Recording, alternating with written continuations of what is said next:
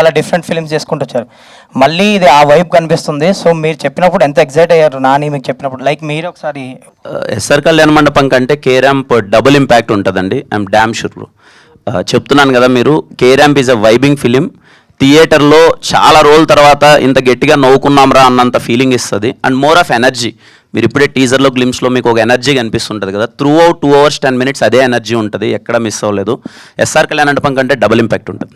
నరేష్ గారు ఈ సినిమా గురించి మీ గురించి ఎక్కువ చెప్తున్నారు. అండ్ మీరు కూడా ఓపెనింగ్లో చెప్పారు మంచి క్యారెక్టర్ దొరికింది నాకు అని. సో ఇప్పుడు ఏదో ఇంటి కూడా ఇచ్చాడు నాని. సో మీ రియల్ లైఫ్కి రిలేటెడ్ ఉంటుంది సంథింగ్ అని.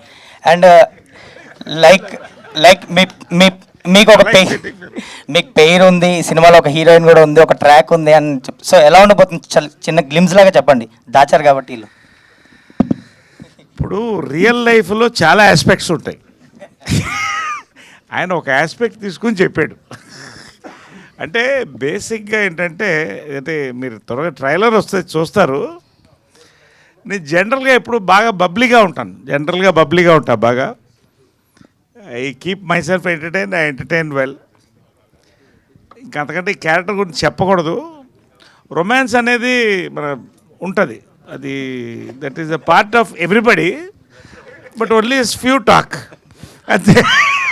రొమాన్స్ లేని మనిషి ఎవరైనా ఉంటారండి? చచ్చిపోవడం బెటర్. కాబట్టి దాన్ని ఎలా ఎక్స్ప్రెస్ చేస్తాం? ఇప్పుడు రొమాన్స్ అనేది ఒకటే పాయింటే చెప్తున్నా, చాలా అంటే చాలా పవర్ఫుల్గా ఉంటుంది, చాలా పవిత్రంగా ఉంటుంది, చాలా డిఫరెంట్గా